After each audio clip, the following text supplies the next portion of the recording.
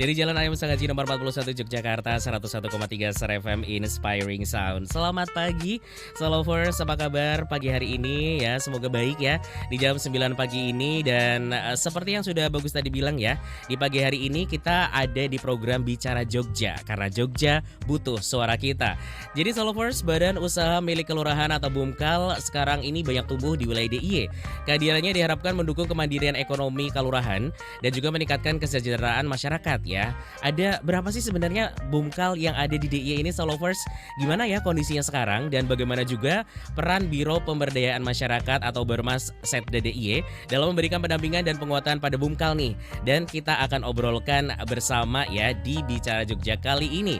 Dan pagi hari ini sudah hadir ya Bapak Danang Setiadi SIPMT. Beliau adalah Kepala Biro Bina Pemberdayaan Masyarakat Setda DIY. Selamat pagi Pak Danang. Selamat pagi Mas Bagus, selamat pagi Star Lover semuanya. Apa kabar Pak? Alhamdulillah sehat. Masih ya. tetap gemuk Mas. Tetap sehat dan gemuk ya Pak ya. Oke, bisa agak majuan Pak untuk Oke. ininya biar Siap. suaranya lebih menggelegar ya Pak ya. Oh ya, oke. Oke, dan semoga Solovers juga sehat ya untuk pagi hari ini biar kita bisa ngobrol dengan lebih enak ya Solovers. Dan kali ini ya di Bicara Jogja kita bakal membahas tentang memaksimalkan potensi perekonomian untuk kesejahteraan desa nih Solovers. Dan tadi kan sempat dibahas juga tentang BUMKAL ya atau Badan Usaha Milik Kelurahan ya.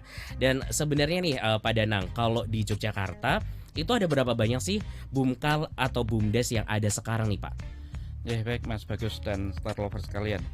Kalau kita bicara BUMKAL ya, Badan Usaha Milik Kelurahan, itu sebenarnya kalau kita lihat dari regulasinya, itu di Undang-Undang Desa itu hanya menyebutkan memang pemerintah kelurahan dapat membentuk BUMKAL. Ya, artinya ketika dapat itu tidak menjadi sesuatu yang wajib gitu.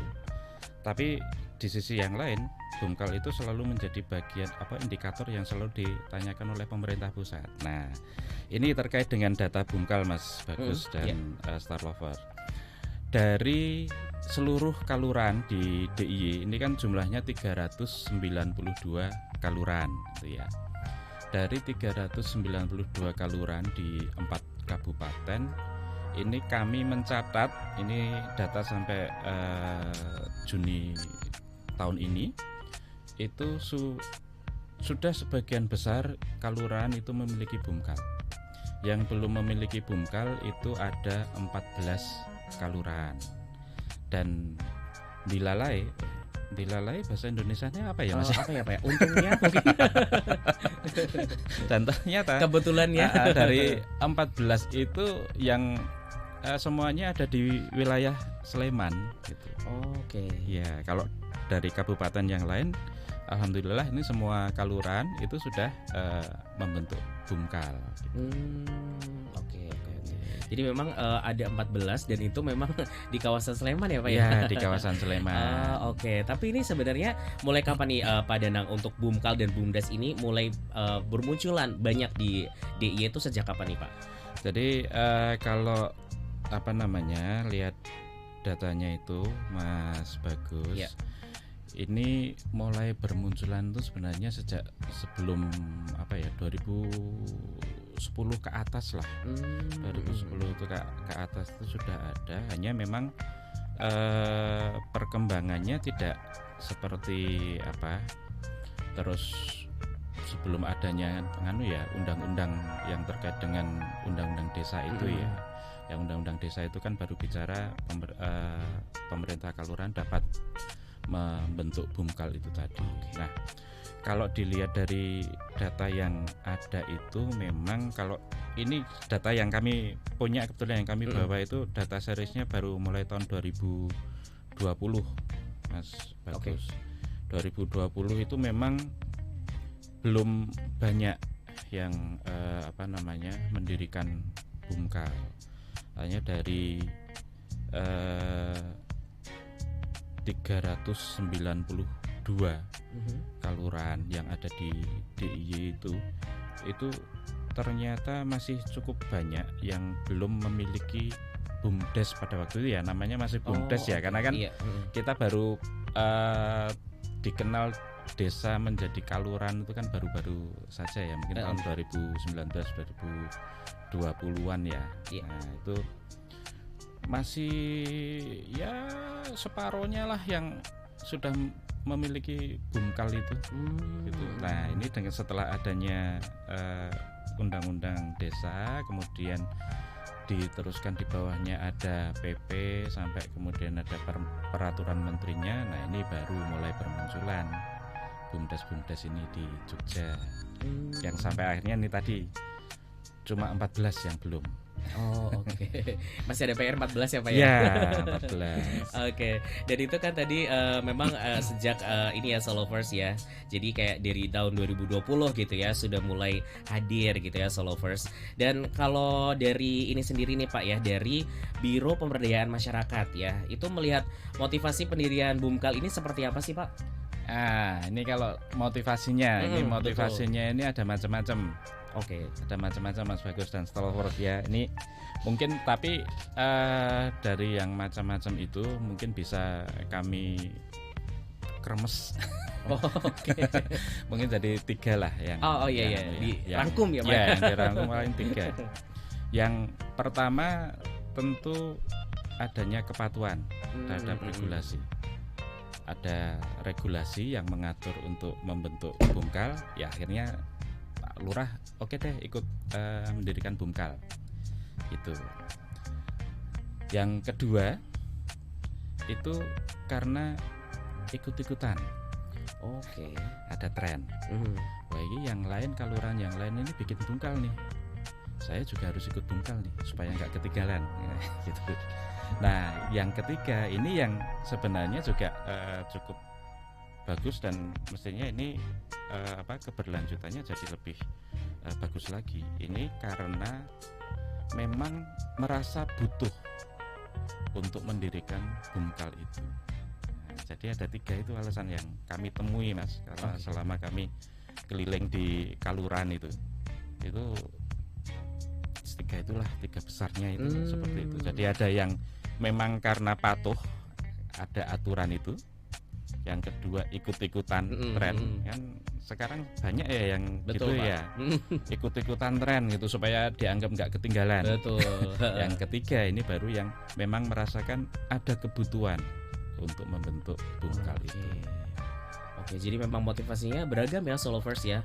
Bahkan tadi Pak Danang bilang ada yang kayak kalau anak sekarang bilang FOMO gitu ya, kayak pengen ikut-ikutan gitu ya. Tapi sebenarnya nih Pak Danang, kalau untuk tantangan yang dihadapi nih sama BUMKAL nih di awal berdiri itu apa saja nih Pak? Ya, jadi BUMKAL itu tantangannya memang pada awal banyak Mas, karena BUMKAL itu kan namanya, sekarang kalau kita lihat dari namanya badan usaha.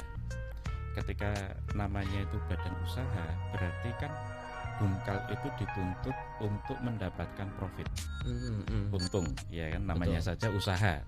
Nggak ada kan yang mendirikan usaha terus jadi rugi gitu. Pengennya rugi kan nggak ada, pasti pengennya dapat untung. Cuma di sisi yang lain, BUMKAL itu didirikan itu kan tujuannya adalah untuk kesejahteraan masyarakat. Artinya selain ada bisnisnya di sini, sisi bisnisnya, di dalamnya itu ada fungsi sosial yang melekat. Karena tujuan akhirnya adalah untuk kesejahteraan warga di kaluran itu. Itu yang. Jadi kalau hanya sekedar mencari untung saja, ya nggak tepat juga. Oke. Tapi kalau cuman sosial tok gitu ya nanti pemerintah kelurahannya yang rugi, harus nombok itu terus gitu kan. Nah ini harus seimbang antara 2 fungsi itu. Nah tantangannya ketika di awal-awal itu memang tadi Mas, kalau pendirian BUMKALnya itu atas dasar rasa memang ini ada kebutuhan nih untuk mendirikan BUMKAL. Artinya di situ yang mendirikan atau pemerintah kaluranya itu pasti sudah memikirkan, oh di sini kami punya potensi yang itu bisa dijual, yang itu bisa dikembangkan, untuk mendatangkan untung bagi pemerintah kelurahan. Karena prinsipnya Bumkal itu kan salah satunya itu memanfaatkan aset pemerintah kelurahan. Nah, kemudian yang kedua, pengurus Bumkal itu dia artinya harus benar-benar punya jiwa entrepreneur, punya jiwa bisnis, melihat peluang. Di situ peluangnya apa nih yang perlu dikembangkan. Jadi ini tantangannya itu Mas, benar-benar harus melihat peluang bisnisnya yang ada di kelurahan itu apa. Ya, nah ini yang kadang-kadang dari sisi SDM-nya ya, non sewu, kadang-kadang itu ada juga yang pemerintah kelurahan itu menunjuk hanya berdasarkan kedekatan untuk pengurus itu. Jadi belum ada dilatari dengan kemampuan atau kompetensi itu. Tuh. Kemudian yang berikutnya tantangannya itu kan ketika dia mendapatkan sudah untung gitu ya, itu kan dia juga harus mengeluarkan sebagian dari keuntungannya itu untuk pendapatan di desa.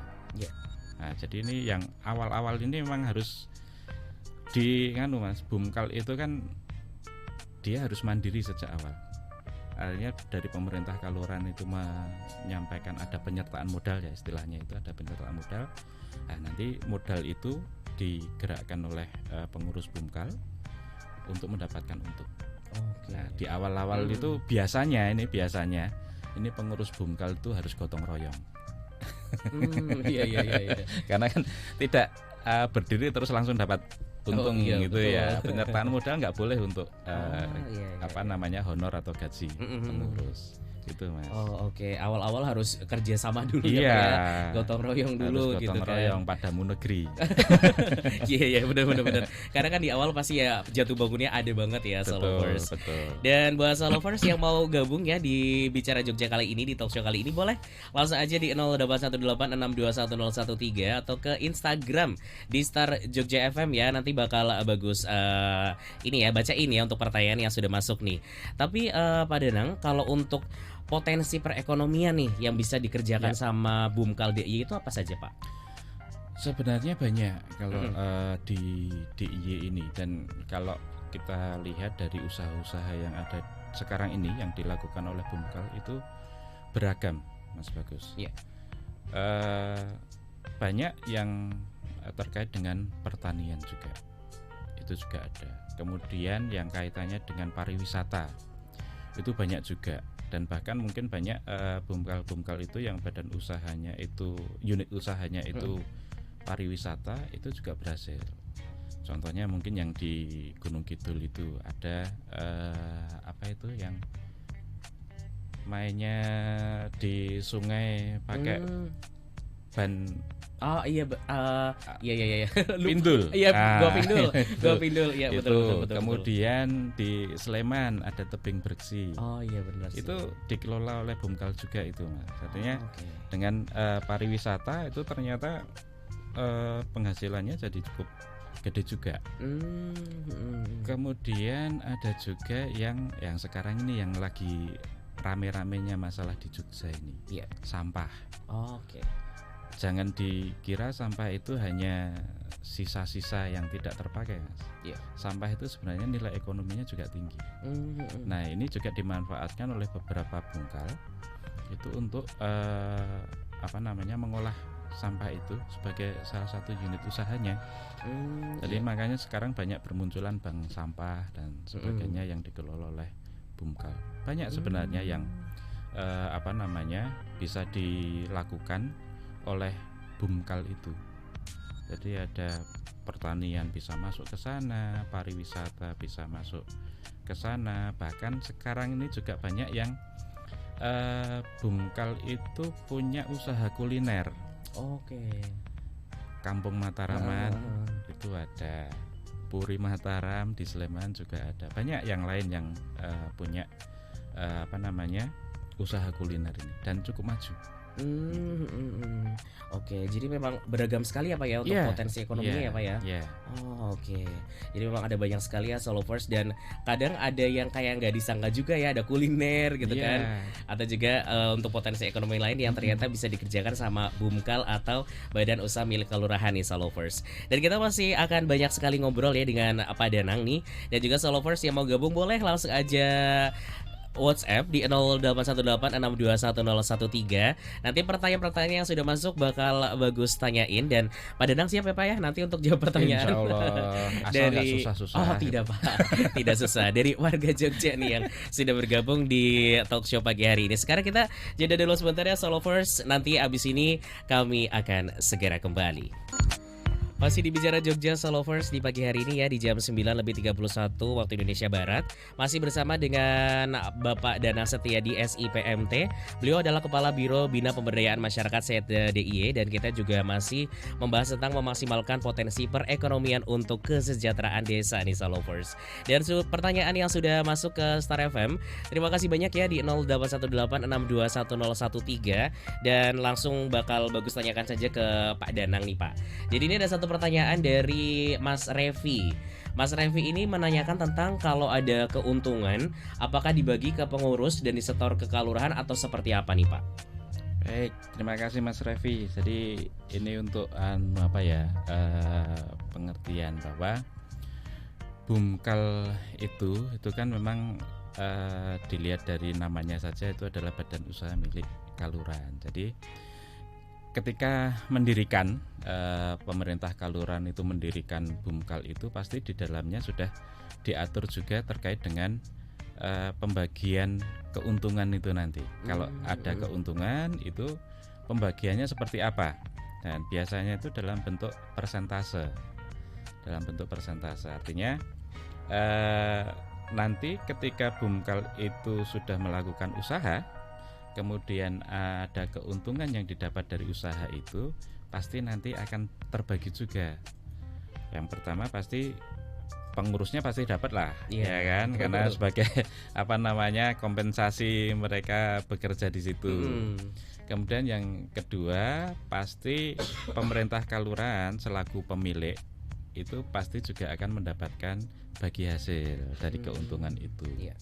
Kemudian yang ketiga tentu tidak semuanya terus habis untuk gaji dan kelurahannya.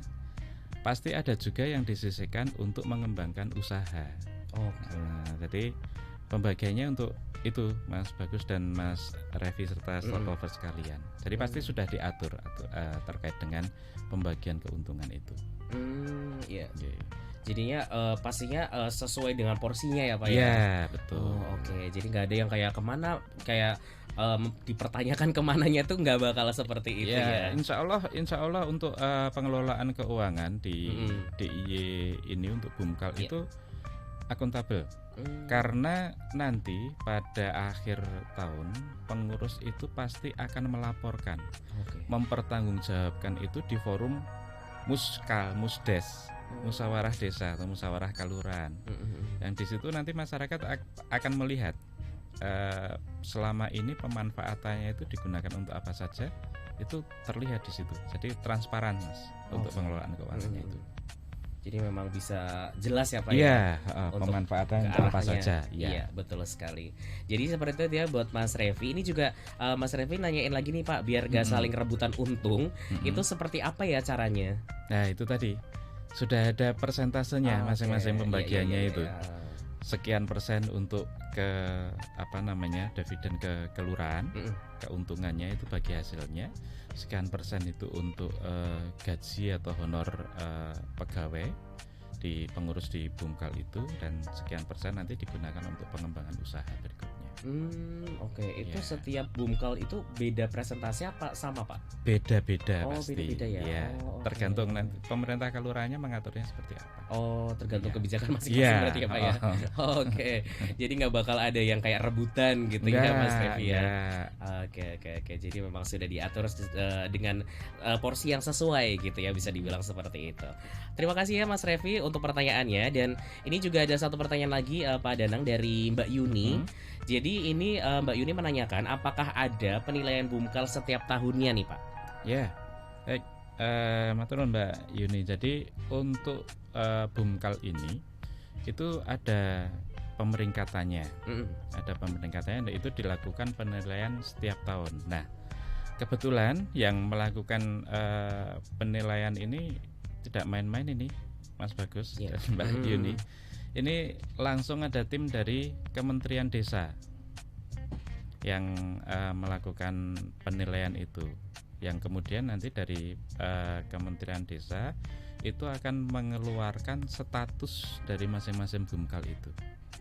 Jadi ada pemeringkatan mulai dari rintisan, kemudian pemula, berkembang, sampai akhirnya statusnya jadi Bumkal maju. Oke. Itu ada pemeringkatannya yang itu dilakukan oleh Kementerian Desa. Instrumen-instrumennya sudah jelas untuk penilaian-penilaian itu, termasuk di Kalurahan itu kan ada yang namanya pendamping desa. Iya. Nah, itu salah satu ketugasan dari pendamping desa itu untuk bagaimana meningkatkan Bumkal itu.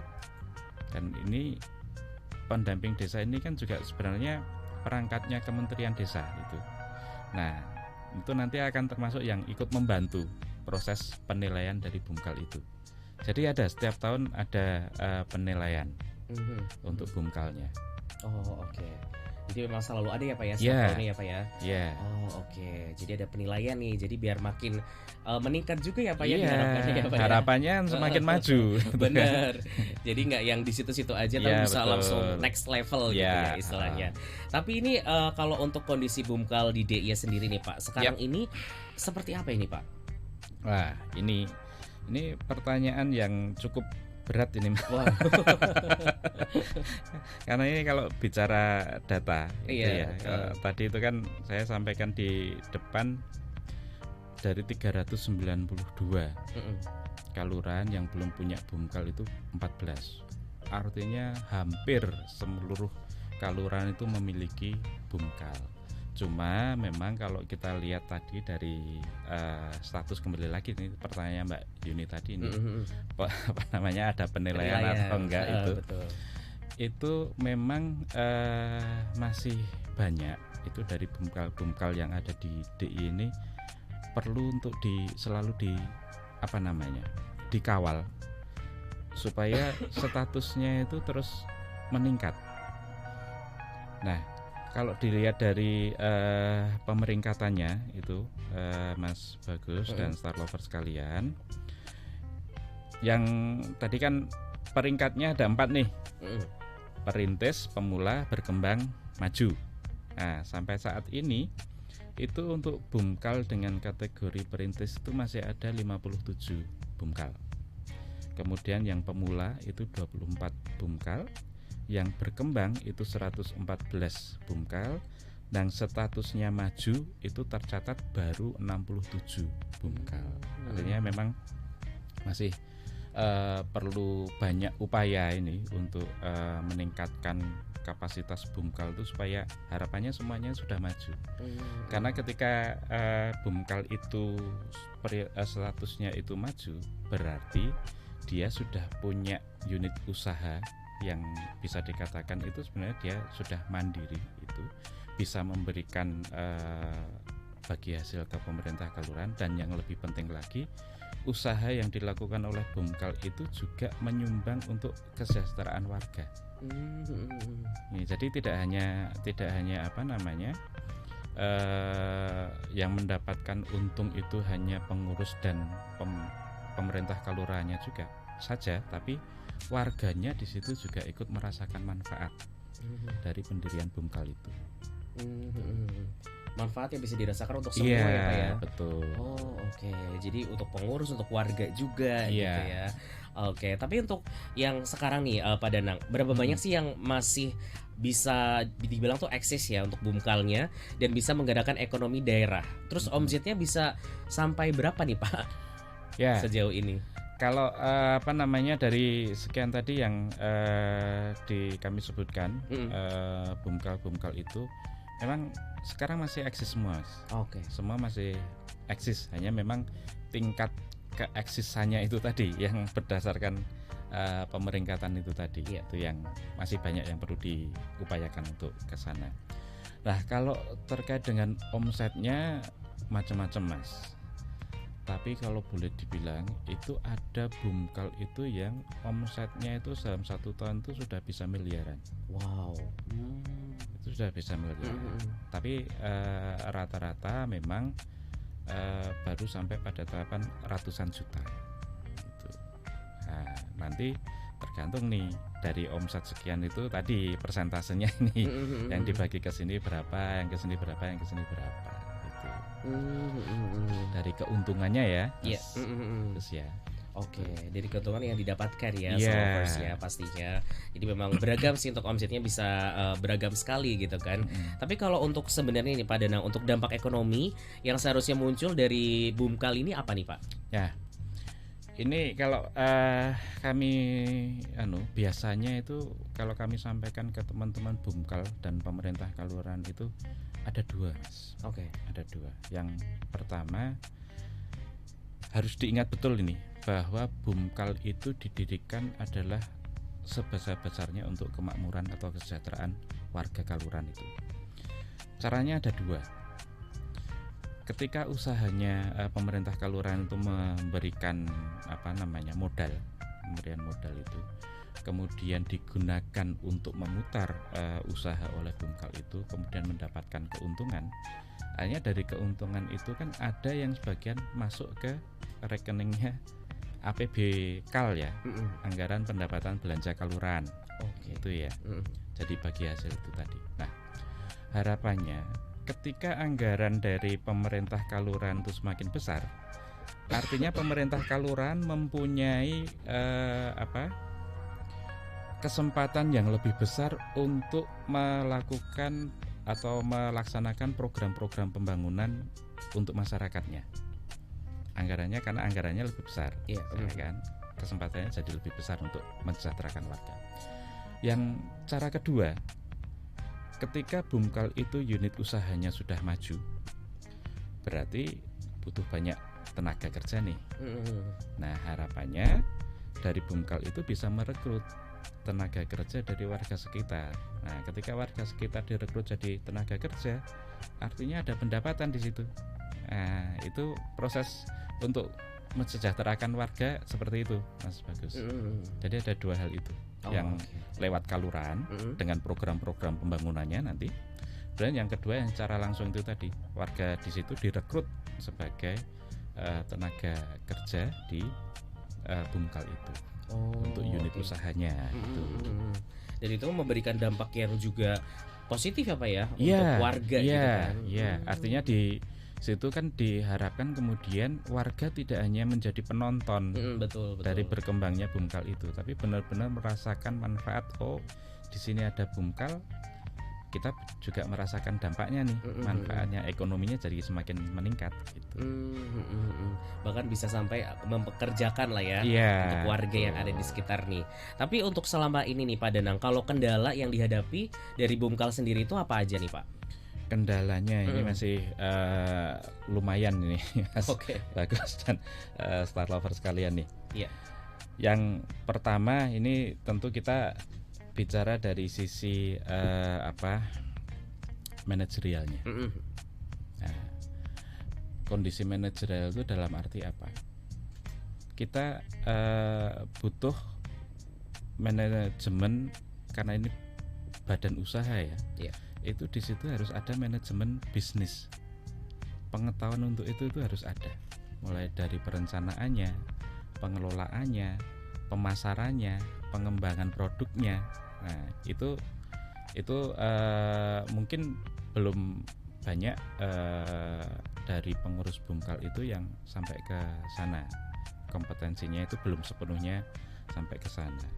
Artinya ini kan benar-benar membutuhkan jiwa entrepreneur ya. Untuk ini harus melihat peluang apa sih yang bisa dikembangkan yang itu nanti bisa mendatangkan keuntungan gitu. Kemudian kadang-kadang ini nih dari sisi perencanaannya Mas. Ketika kita merencanakan bisnis itu kan juga kadang-kadang apa ya? Banyak yang ketika membentuk unit usaha di Bumkal itu mungkin belum melalui, kalau kami istilahnya apa ya, kajian-kajian yang mendalam. Oke. Hanya sekedar melihat oh ada itu bisa nih gitu. Tapi nggak sampai melihat ke belakangnya, ke depannya itu nanti akan seperti apa gitu. Karena kadang-kadang contohnya nih masih banyak, ini harus diakui masih banyak Bumkal itu yang melakukan unit usahanya itu hanya berdasarkan itu tadi, ikut-ikutan tren. Juga ada. Oke.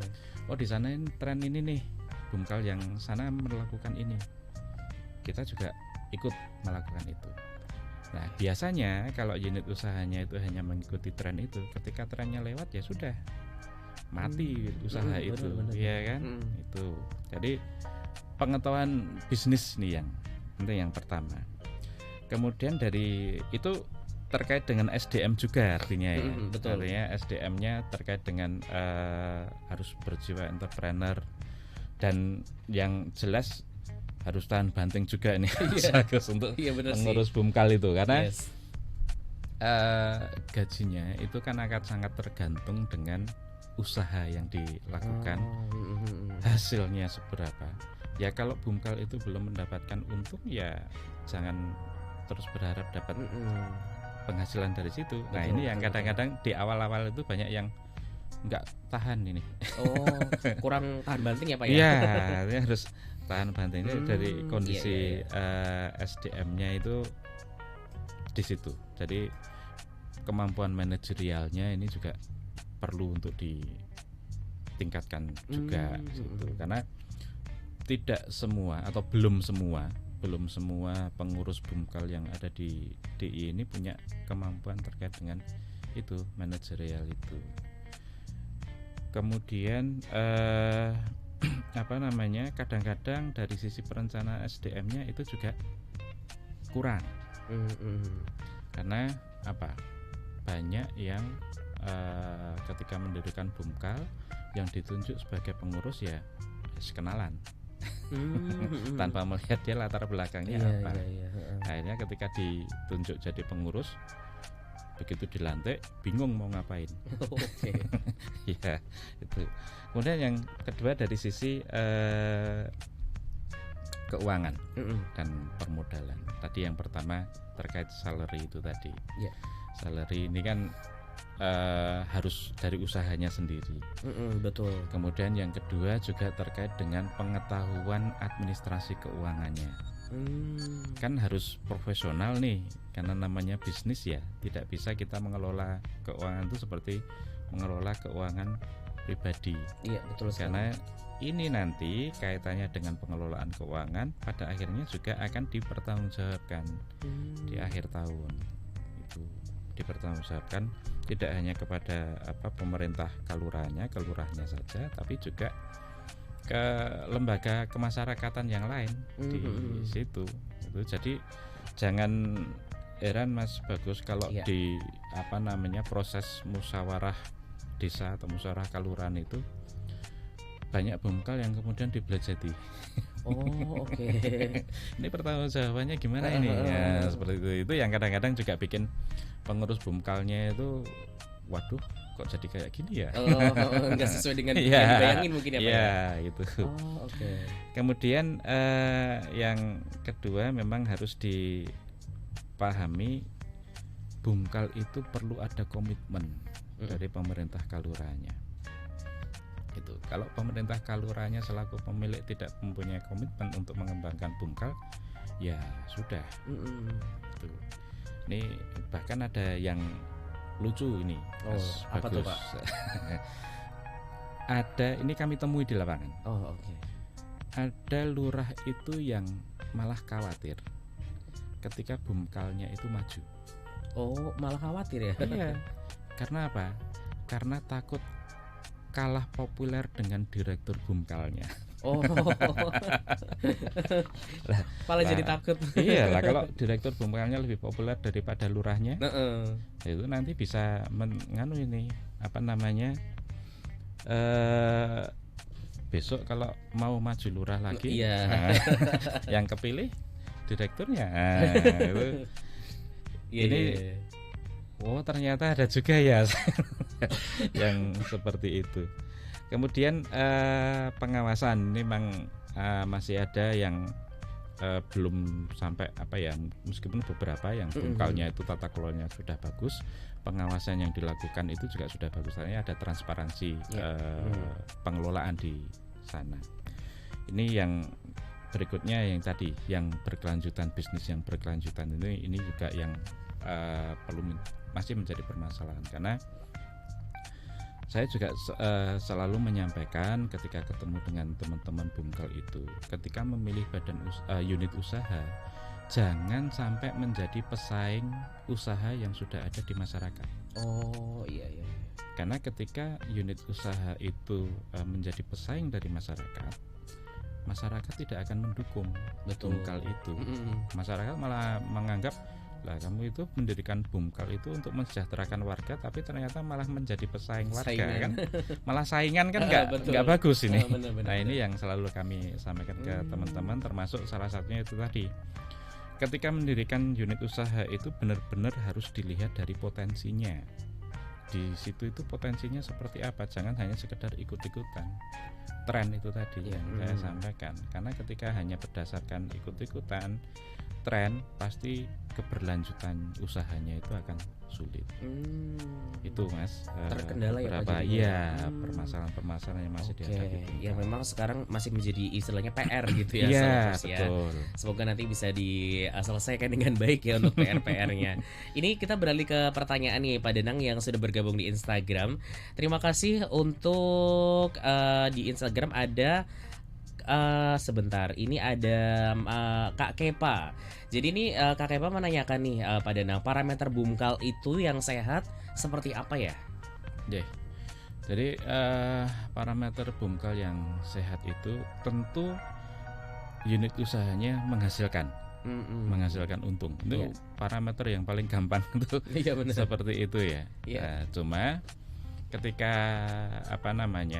bicara unit usahanya itu menghasilkan untung, dari sisi legalitasnya ini juga harus diperhatikan.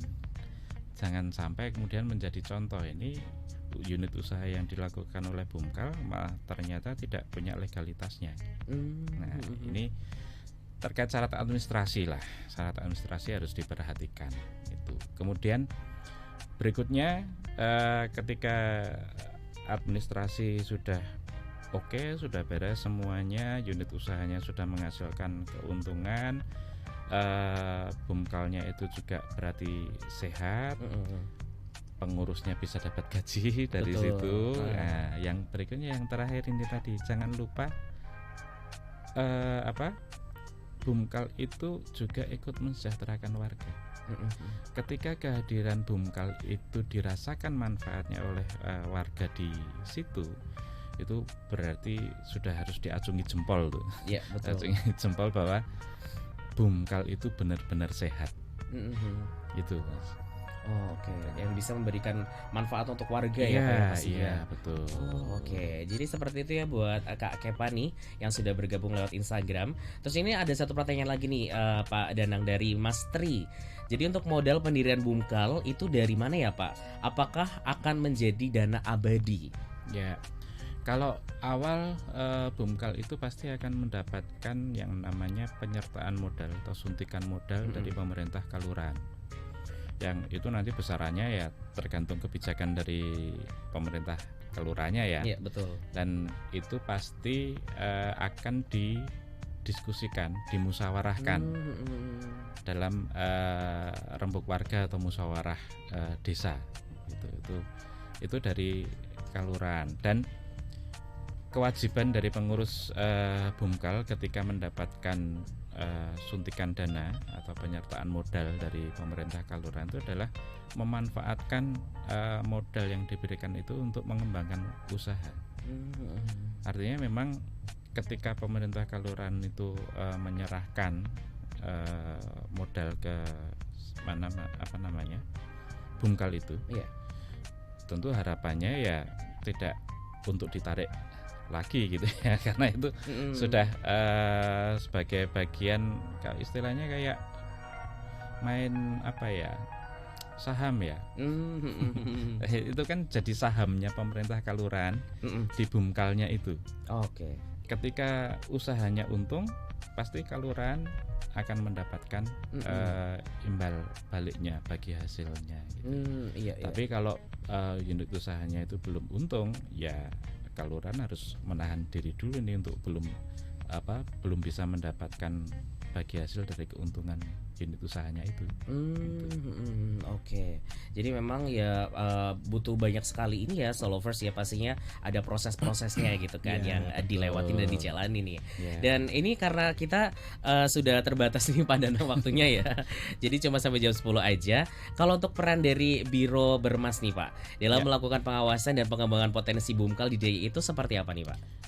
Baik Mas Bagus dan Star Lover sekalian.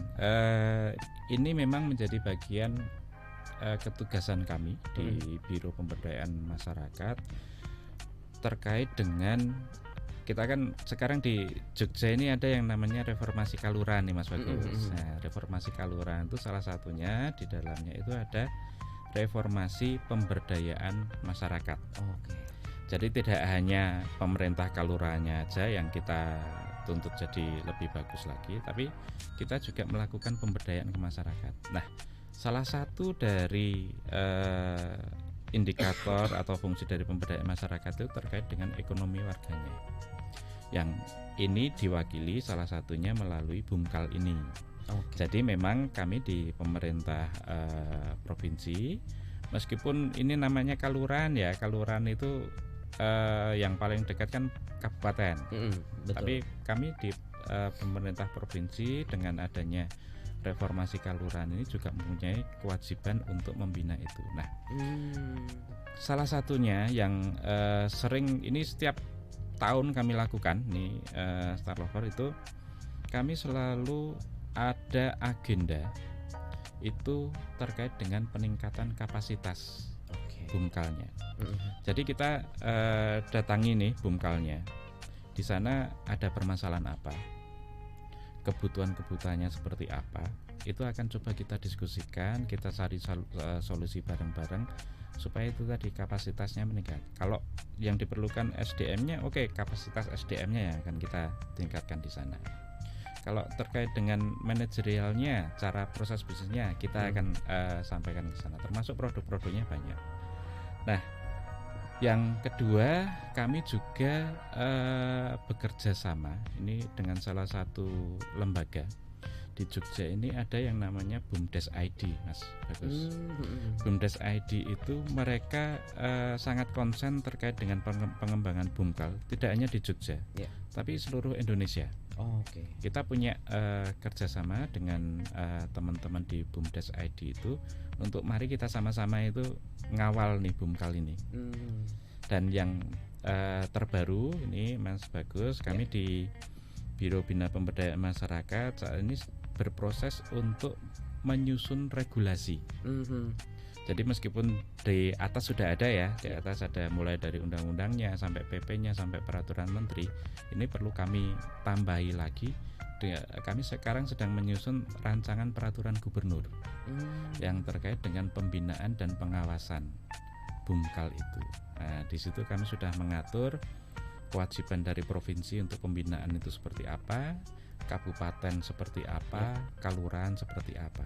Jadi ada berjenjangnya karena ini menjadi yang harus kami tegaskan, Mas Bagus dan Starlover sekalian.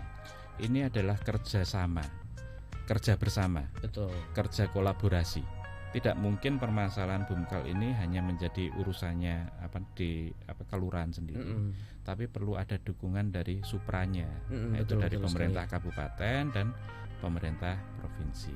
Jadi sekarang sedang kami siapkan untuk regulasinya supaya ke depan kami lebih jelas nih siapa melakukan apa. Itu Mas Bagus. Jadi biar peran-perannya jelas ya Pak Iya, ya. betul. Oke, dan ini juga pastinya kerja bersama ya Solovers ya, bukan hanya dari misalkan kelurahannya aja atau dari pihak tertentu aja, tapi bersama ya. Oke, karena ini juga sudah jam 10 pagi, sudah selesai nih obrolan kita di Bicara Jogja ya Solovers. Terima kasih Pak Danang ya sudah berbagi informasi untuk pagi hari ini. Sukses untuk kegiatannya Pak hari ini ya. Terima untuk kasih Mas acara-acaranya. Bagus. Semoga nanti bisa ngobrol-ngobrol lagi ya Pak ya. Insya Allah. Dengan bahasan yang lainnya. Dan itulah tadi ya Solovers untuk Bicara Jogja edisi pagi hari ini bersama Biro Bina Pemberdayaan Masyarakat Setda Daerah Istimewa Yogyakarta. Terima kasih buat Solovers yang sudah mendengarkan, yang sudah bergabung juga. Terima kasih banyak dan sampai bertemu di Bicara Jogja edisi selanjutnya.